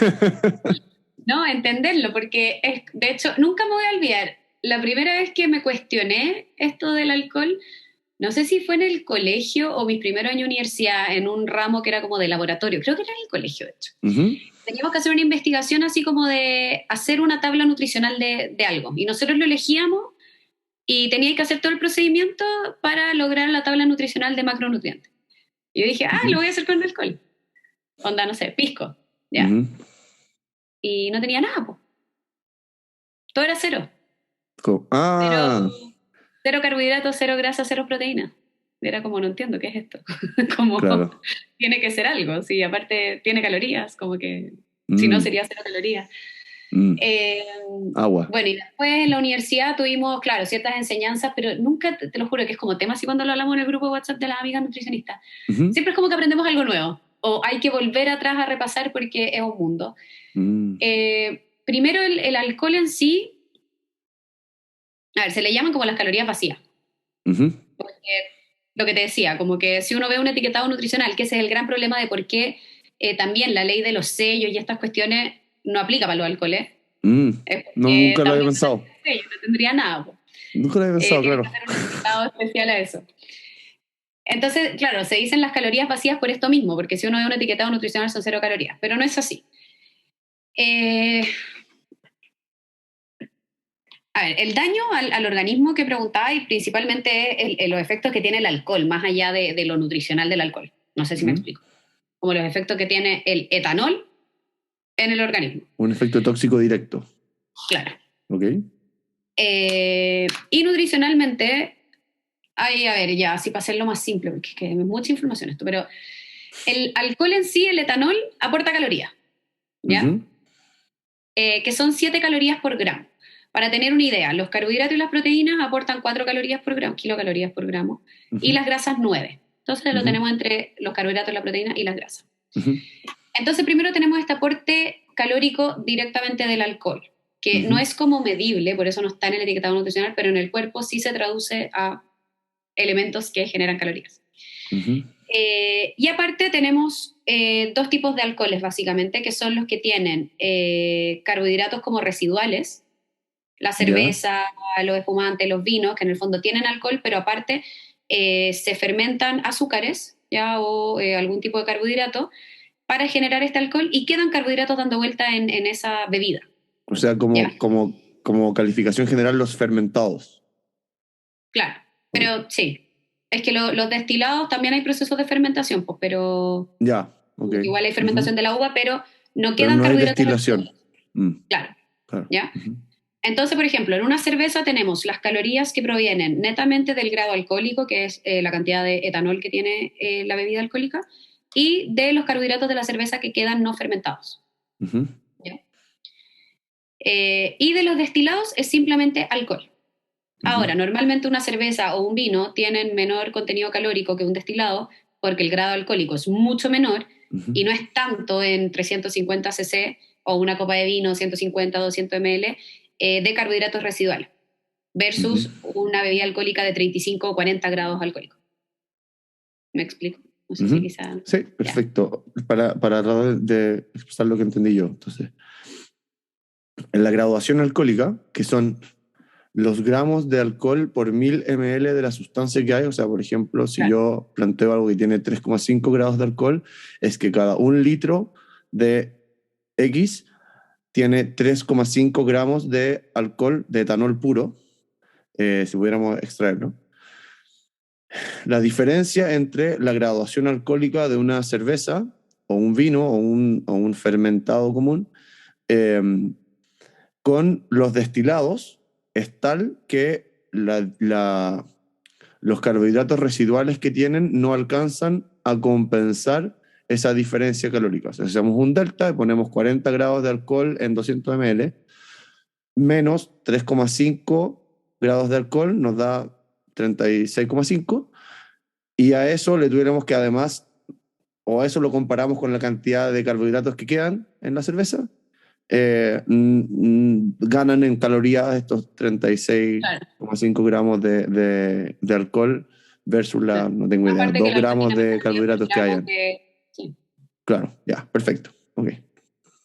Entonces, eso es uno, y es la forma en la que uno calcula como las calorías provenientes de bebidas alcohólicas. Ya. ¿Ya? Ahora, así como efecto negativo nutricional, específicamente del alcohol, más allá de que sea un consumo extra de calorías que no nos alimentan, o sea, que no nos aportan absolutamente nada, bueno, digamos, no es que haya daño, lo que te decía al final, el daño del alcohol más que nutricional y más que obviamente nos pueda llevar, no sé, daño hepático, el daño hepático sí se puede traducir en enfermedades nutricionales. El consumo de alcohol se puede traducir en un aumento exagerado en el consumo de calorías diarias en personas que beben mucho alcohol. Eso obviamente nos puede hacer subir de peso y tener enfermedades asociadas a exceso de peso. El consumo de alcohol es como que dificulta el aumento de la masa muscular, por ejemplo, en personas que están en ese proceso de, no sé, súper mateos con la comida, ir al gimnasio tantas veces, ejercicio de fuerza progresivo para tratar de aumentar masa muscular. El alcohol detiene un poco estos procesos de regeneración muscular. ¿Lo hace al final, a través de un efecto tóxico directo? no estoy segura el mecanismo de por qué afecta a la masa muscular, pero hace que esta regeneración muscular disminuya, y por lo tanto, si vamos a estar en un ambiente de exceso, eso se va a transformar en grasa. Ahora, no es que lo típico que se dice es como el alcohol es azúcar, el azúcar se transforma en grasa. No, eso no son los mecanismos. Ok. De hecho, oye, quizá me voy a enredar sola, pero hay Está bien, yo ya una... me enredé caleta rato, así que dale nomás. No, es que hay un tema, es que es como loco. Esto también, estoy justo ahora haciendo una cuestión que quiero hablar para el Instagram de tema del alcohol, entonces lo estoy como súper metida, y esto me falta un poco investigarlo más. Pero el tema es de que el alcohol en sí, en todo su metabolismo en el cuerpo, termina en moléculas finalmente que, claro, generadoras de energía, pero no es azúcar. Ya no es azúcar propiamente tal como la gente cree. Yo me acuerdo, disculpa, del ciclo de Krebs, que el alcohol tendía a saturar la producción de NADPH. Eso es lo que yo me acuerdo, así como lo único que me acuerdo de bioquímica. Hay harta producción, es que al final pasa, es un proceso del etanol como a acetaldehído, el acetaldehído a no me acuerdo qué, y termina, al final todo termina en acetil-CoA. Y el acetil-CoA del hígado se va a periferia, donde llegue, a usarse como puede ser cuerpo cetónico, ácido graso, distintas cosas. ¿Ya? Entonces, por eso te digo que no es como alcohol, carbohidrato, azúcar, grasa. No es así la línea de la metabolización del alcohol. Ahora, el problema del alcohol es que, acá no me quiero enredar, inhibe la gluconeogénesis. Gluconeogénesis es la capacidad del hígado de generar glucosa desde otros sustratos. Ya. Espérate. Acá me enredé, si tengo que repasar esto. Pero al final el tema es que, generalmente, porque es lo típico, ¿conocís algún alcohólico, realmente alcohólico en situación grave, obeso? No, claro. Tienden a poco estar en probable. estados de desnutrición crónicos, de hecho. Entonces, ¿por qué si el alcohol en teoría aporta tantas calorías, no Ujú. vemos alcohólicos obesos? Es por esto, de la inhibición de la gluconeogénesis, si no me equivoco. Porque donde radica el gran efecto nutricional del alcohol es cuando comemos, Ok. ¿ya? Entonces, lo que pasa es que nosotros, no sé, ya, nos comimos una hamburguesa o lo que sea, el plato de comida, Ujú. y nos pusimos a tomar. Ujú. El cuerpo, cuando hay alcohol dando vueltas, siempre lo primero que va a priorizar es sacar el alcohol de la sangre. Ok. Y eso se demora. Ujú. Entonces, ¿qué pasa con todo el resto? Queda en stand-by. Ok. Entonces, ¿qué pasa con la comida? Se va a reserva. Porque el hígado está en proceso de detoxificar alcohol. Ujú. Entonces, el efecto, por decirlo así, que no es que yo jamás quiero llamar a la gente a no comer cuando tomen, por favor no hagan esa estupidez, Ujú. pero gran parte de las calorías, la acumulación de grasa asociada al consumo de alcohol, aparte que afecta directamente a lo que te decía, a las vías de masa muscular y de tejido adiposo, Ujú. es que la comida probablemente la vamos a acumular como completamente, por decirlo así. No la vamos a utilizar como energía porque estamos ocupando el alcohol en eso. Ya, ¿Cachai? ok. Porque se saturan los mecanismos de metabólicos De todo, del... claro. ¿Es de todo el De cuerpo generación de o es más bien del energía, hígado? del hígado principalmente. Ok. Ujú. Ya, entonces se saturan y por lo Ahí me falta tanto... repasar, pero Sí, sí, sí. Ya, pero me como acuerdo crítica que cuando lo general. vimos así como Mm. que lo conversamos esto con las amigas, esa era como la conclusión, ¿cachai? Como, ¡ah! Si no como, Ujú. onda, si no, no como en 12 horas, onda, ya mi última comida fue el almuerzo y tomo en la noche y no tomo desayuno, onda, como, no voy a engordar, ¿cachai? Como que Mm. eso era como lo que, y era como ya, o sea, está pésimo, no Perfecto. lo vamos a llevar esto, jamás nadie lo va a hacer, o sea, no, no llamamos a hacerlo, pero me acuerdo que fue como esa iluminación así como, ¿en Mm. verdad pasa esto? Y eso es lo que Mm. quiero meterme a investigar qué tan así es. Mm. Pero hay inhibición de vías metabólicas glucolíticas en relación al consumo de alcohol. Mm. Claro, Es ahí, un mundo. ahí va a ser importante la definición. Creo que lo podemos dejar para otro momento, Sí, totalmente. porque glucolítico y gluconeogénico son los caminos opuestos, Sí, ¿cachai? sí. Entonces, para la persona en el fondo que No, no igual iba maneja como estos vías términos, glucolíticas o, en el fondo, que tienen que ver con el metabolismo de la glucosa en general. sí, Sea de hidrólisis o sea de gluconeogénesis, creación de claro, glucosa anabolismo. anabólica. Sí.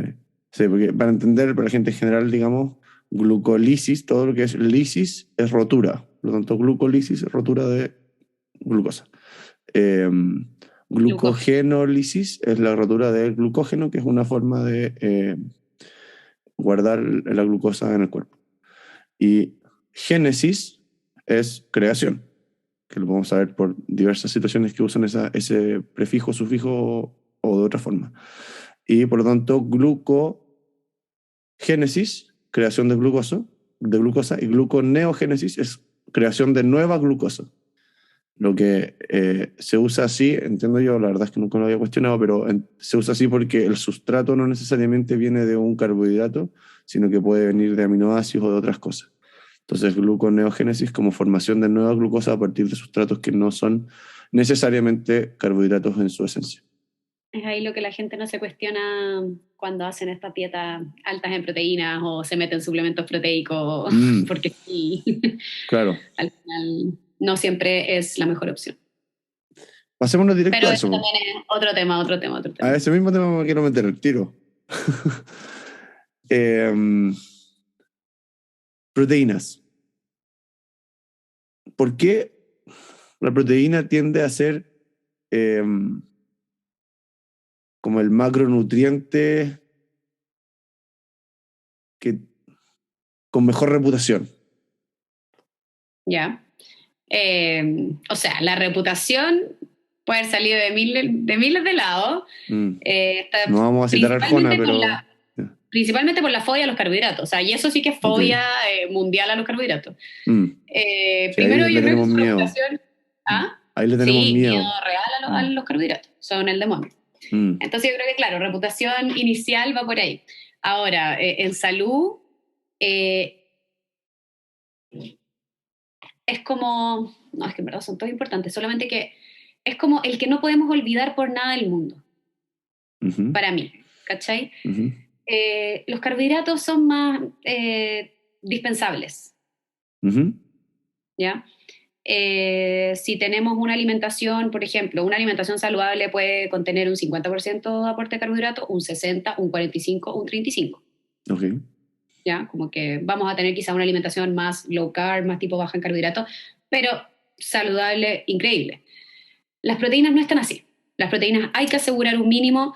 Las proteínas tienen funciones a nivel, pero de todo el organismo, o sea, de transporte, estructurales, la masa muscular, que hoy en día yo creo que le damos mucho énfasis, eh, no por el hecho de estar fit, sino de que sobre todo nos hemos transformado en una población más vieja.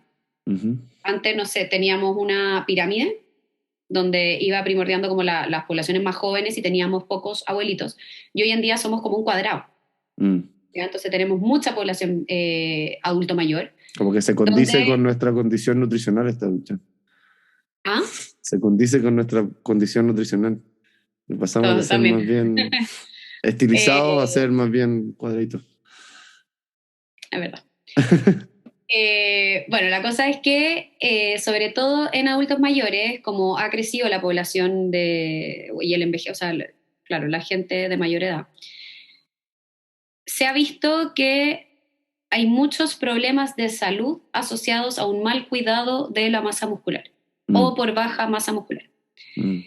Y esto no es algo que tenemos que hacer en un periodo de nuestras vidas porque, no sé, o quisimos competir en algo o porque quisimos estar fit para ese matrimonio o ese verano, o no, es algo que tenemos que hacer para el resto de nuestras vidas porque lamentablemente a partir de los 35, 30, yo creo que 30, pero ya tenemos la 35, empieza a haber un detrimento progresivo de la masa muscular.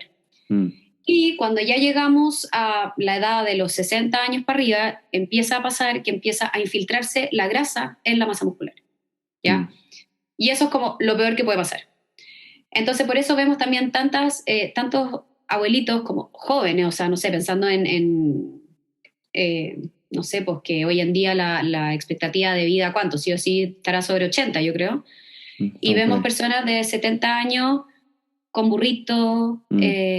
que salen a caminar 15 minutos y no pueden más. Mm. Entonces, y aparte, enfermedades asociadas.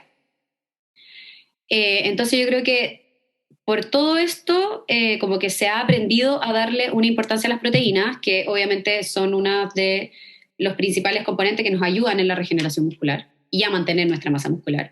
Pero es muy importante entender que las proteínas no hacen magia, Mm. no hacen la pega solas. El estímulo para que todo esto funcione es la actividad física. Mm. Sin actividad física yo me puedo meter 150 gramos de proteína todos los días, pero la voy a usar en otras cosas, la voy a usar como fuente energética, vamos a ayudar a tener nuestro pool de aminoácidos en perfecto estado, pero no necesariamente se va a ir a hacer o a ser parte de nuestra masa muscular si nosotros no estamos estimulando esa masa muscular. Mm. ¿Ya? Entonces, ese es un gran error, pero sí son súper importantes, ¿cachai? Como que son muy importantes, pero quizás no tan importantes como la gente se imagina. No Claro, sé si son me... muy importantes desde el punto de vista nutricional, pero no van a ir a solventar un Claro, detrimento, un sedentarismo crónico. totalmente. No, Mm. nada, nada que hacer. Claro, Nada de que hacer. hecho, un ejemplo muy claro, si es que alguien tiene dudas con respecto a esto, es eh, si alguien conoce a alguna persona con algún tipo de parálisis neuromuscular en el fondo que hay, o una sección de algún nervio, que no existe ese nervio, se cortó, o también la parálisis que es de motoneurona superior, que es la parálisis de algún derrame cerebral, eh, ese, ese músculo, ese lado del cuerpo, esa zona, va a estar absolutamente flaquita y sin fuerza, más allá de donde esté el problema, y puede que el resto de su cuerpo sea atlético, puede que tenga un Oye, cuerpo qué buen ejemplo. con mucha masa muscular. Entonces, ese es un muy buen ejemplo para entender la necesidad del estímulo nervioso sobre el músculo en su crecimiento. Si el músculo que no se estimula, no crece. Fin. Tal cual. Eso lo dice la persona con las pantorrillas más chicas del universo. Bien. No voy a decir qué. Claro, no vamos a decir de dónde. Entonces, eso es súper bueno entenderlo de esa forma. ¿Y cuánto es el mínimo que uno dice, ya, aquí ya estoy rayando no sé si es que, en el fondo, como decía yo, vía negativa, no sé si es que las proteínas me van a solucionar los problemas, pero acá ya sí puedo ver que me estoy empezando a hacer daño o que no voy a poder mantener un nivel ¿Cómo? óptimo mínimo. El mínimo. ¿Cuánto es el El mínimo mínimo que de...? existe, el nivel seguro de ingesta se llama. Ujú. Eh, Así específicamente es como 0,85 gramos por kilo, pero por distintos factores de también pérdidas que hay proteicas como naturales, siempre se redondea en 1 gramo por kilo. Esa es Ujú. como la base Ok. de todo. Ujú. O sea, Eh, si nosotros tenemos nuestro peso de 85 kilos, ¿da lo mismo? Transformar eso a gramos de proteína y eso es como un mínimo decente que podemos sacar rápido cualquier persona. sí, ese es el desde. Ok, Ahora, sí. En pocos pacientes se deja el desde. claro. Ujú. Siempre se asegura un poco más y por miles de factores, ¿cachai? Las proteínas, o sea, porque también es importante entender que esto me pasa porque me lo preguntan mucho. Si yo Mm. digo ya, no sé, 85 kilos, ya, tienes que comer por lo menos 85 gramos de proteína, pero eso no son 85 gramos de pollo, Mm.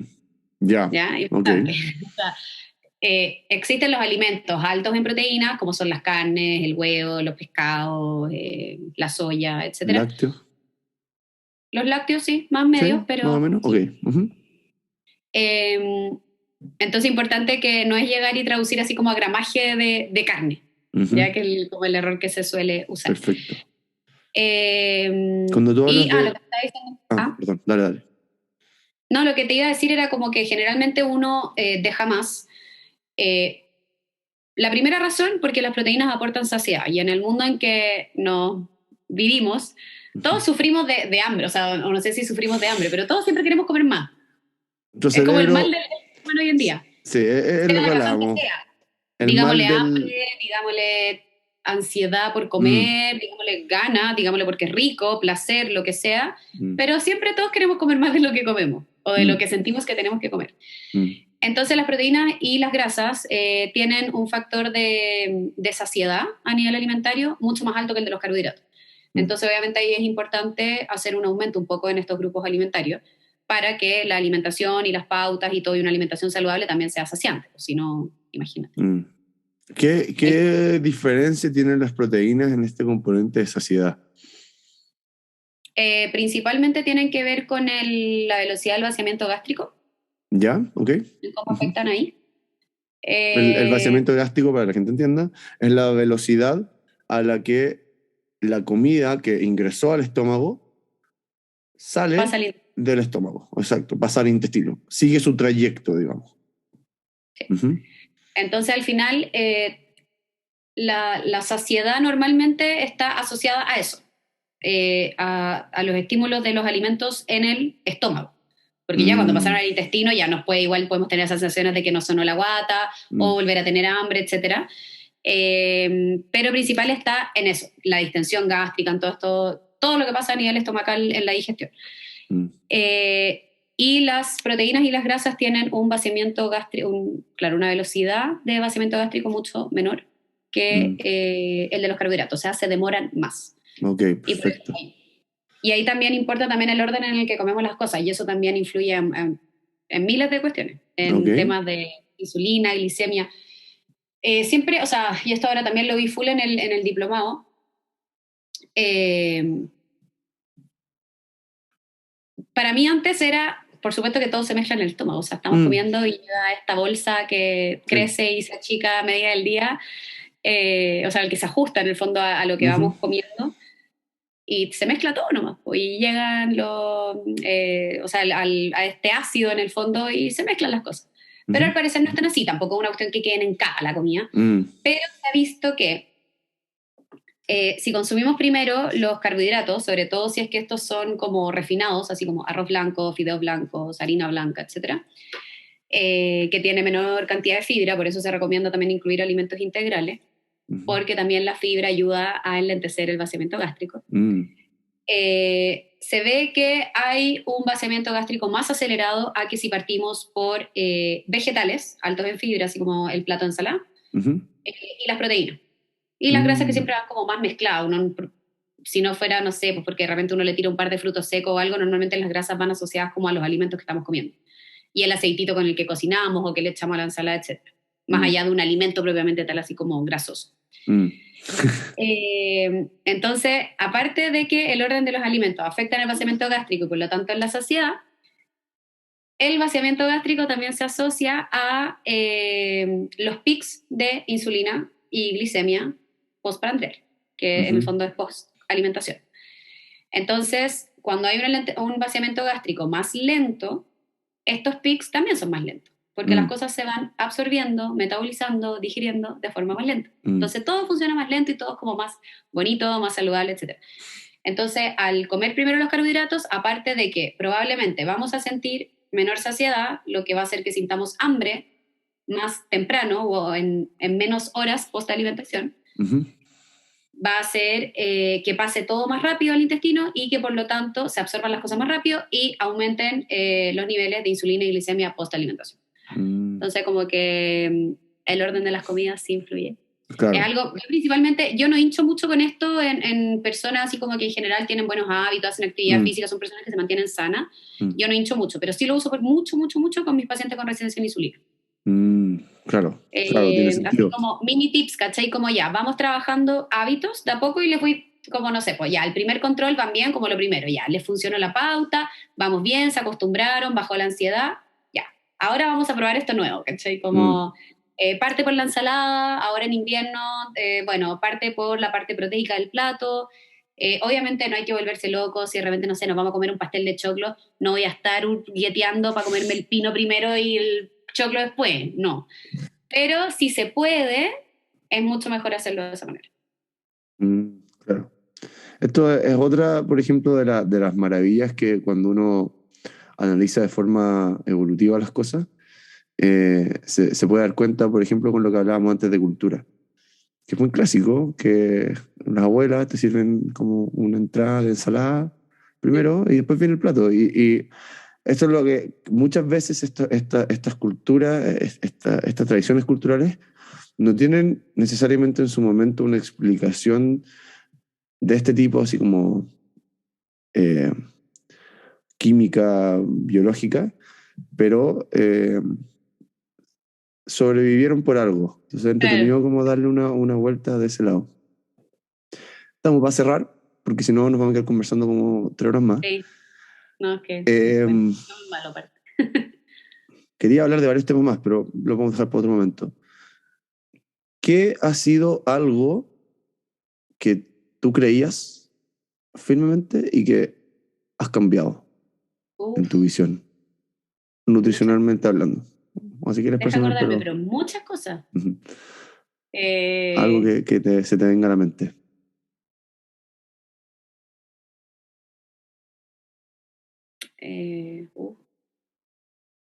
No sé, es que de partida los carbohidratos, es que nosotros aparte como que siento que como mujeres nos vimos más afectadas por esa cultura, ¿cachai? Y sobre todo si tu familia hinchaba al respecto, o sea, yo nunca estuve en una familia que me hincharan mucho, pero sí subía de peso y mi mamá de repente me decía, oye, y se te nota en el potito que estás más gordita, y claro, uno le dice ya, lo hace porque, o sea, yo sé que en esos comentarios de mi mamá no había maldad, pero afectaban y era el tiro, como ya hay que cortar los carbohidratos, o te vaya a comer ese plato de tallarines, como no, baja y come más lechuga, no sé, estoy inventando. Ese miedo, y sabéis que me acordé, pero esto no tiene que ver así como en un cambio nutricional propiamente tal. Yo cuando entré a estudiar nutrición fue porque me cambié de otra carrera, que no me gustó, yo estaba estudiando bioquímica, estudié 1 año y medio de bioquímica, no me gustó. No me gustó principalmente porque me di cuenta de que quería trabajar directamente con personas y no en un laboratorio, que era mi sueño de chica y todo se me dio vuelta. Así es la vida. Y no tenía idea qué quería hacer por mi vida, sabía que amaba las carreras de la salud, pero no sabía. Me dijeron en esa época que iba a abrir el año siguiente nutrición y kinesiología en la Universidad Católica. Y fue como ya, me quiero quedar acá. Y dije ya, nutrición o kine. Ya, y como que en mi cabeza era como, ya, kine igual entretenido, como choro, harta física pensaba que no era mucho lo mío, pero era como ya, igual. Y nutrición yo decía entretenido, pero como todo el mundo sabe cómo comer, ¿cachai? Como era muy reduccionista en lo que yo pensaba de lo que era la nutrición, ¿cachai? Para mí yo iba a estudiar las calorías de las comidas y cómo ayudar a una persona a bajar, mantener o subir de peso. Y sería. Y en mi cabeza era algo que todos sabían hacer, pero bueno, ahí podía estar uno para ayudar. Claro. Y estudiar, y o sea, yo creo que ya un semestre de carrera y, o sea, me cayó, pero el escupo en la cara y en el cuerpo entero, porque es un mundo, o sea, es una carrera impresionante, el poder que tiene, y que también me daba rabia eso de que todavía siento que no se dan cuenta de la importancia que tiene la nutrición en la salud, y es increíble. O sea, nunca me imaginé sentirme así con la carrera que estudié, ¿cachai? Como que estaba ahí porque filo, caí, como en su minuto. Y brillo. Bueno, Voy a pensar igual en otras cosas, pero ese me acordé no, ahora, pero así que... está buenísimo porque a veces, o sea, creo que esa experiencia de vida de planificar algo y que sale algo completamente distinto y que eso que sale distinto resultó ser mucho mejor de lo que yo tenía planificado, es algo que todos podemos identificar en alguna u otra área. Así que gracias por compartirlo. Ya pues dejamos hasta ahí. Me quedo con dudas, me quedo con cosas, pero creo que eso es bueno. Vamos a seguir. Y estamos al habla. Un abrazo. Cuídate. Chao. Chao. Gracias por escuchar esta conversación con Tamara Díaz. Espero que les haya gustado. Nos vemos en el siguiente capítulo.